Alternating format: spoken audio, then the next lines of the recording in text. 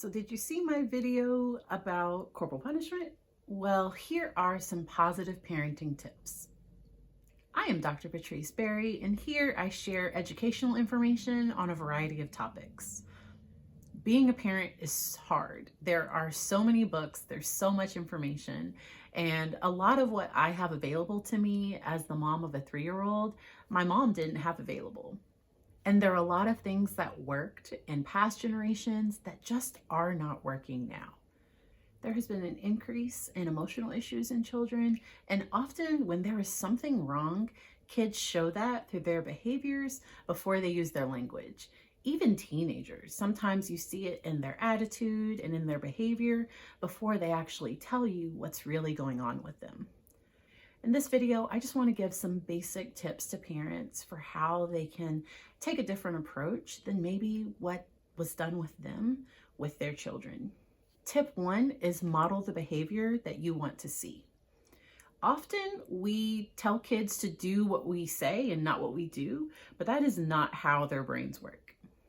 That might have worked in the past, but for a lot of kids now, either what it will do is they just won't do it while you're around, but when you're not around, they're probably still going to go back and do it.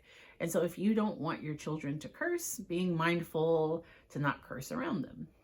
Not everybody's going to agree with that, and that's okay. Tip 2 is to call out the specific behavior.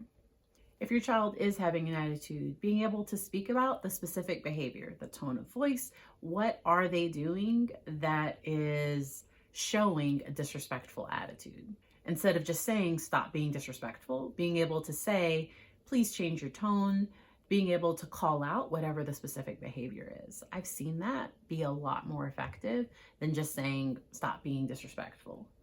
Tip 3 is to take a whole brain child approach. The Whole Brain Child is a book by Dan Siegel where he talks about the different developmental stages and the different parts of a brain that are impacted during development. And how, if my child is dysregulated, the worst thing I can do is throw a whole bunch of words at them because their system is dysregulated and their thinking brain is shut down.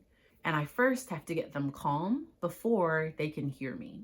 He talks a lot about the hand model of the brain, and there are some great resources here on YouTube with that, and I will link some down in the description as well, where when our emotional brain gets triggered, that our thinking brain flips. We flip our lid in those situations. And when a kid has a flip lid, they are not logical, they really can't reason with you. We first have to get them calm, because this is when a child can learn, when their thinking brain is connected.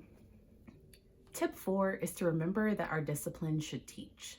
And in order to learn, a person has to feel safe. That is one of the biggest reasons why my husband and I have decided to not use corporal punishment, because when you hit someone, their brain automatically goes into an amygdala response. Fight, flight, freeze, or fawn. I have some other videos that explain that. Being able to connect with your child. And there are times when the parent needs to step away because they are too upset to be able to have a calm discussion with their child. As the adult, I have to model managing my behaviors first, managing my emotions before I can address my child. And when I make a mistake, no parent is perfect, that I am able to apologize to my child. Children need validation. They need to be heard. They need to feel safe. They also need consistency and boundaries, and being able to balance love and discipline. That is where, throughout all of these tips, using an authoritative approach where we are high warmth and also high control. And there's a great image on my Instagram that has those different parenting. Authoritative, where someone is high warmth and high control. Authoritative, where they are high control and low warmth. Permissive, where they are high warmth and low control, or uninvolved, where they are low control and low warmth. I will link some recommended books and tools that may be helpful if you are looking to take a journey towards a more positive parenting approach. I truly believe that parents do the best they can with what they have.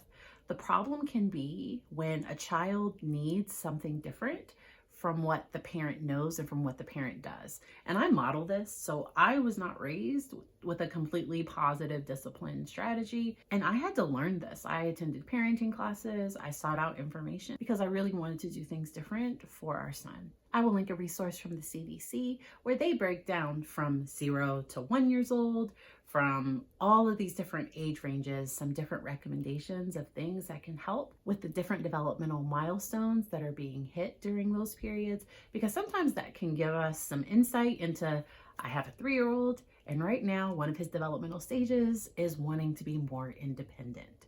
And that can cause some frustrations. And being able to manage my own responses and my own reactions is very important.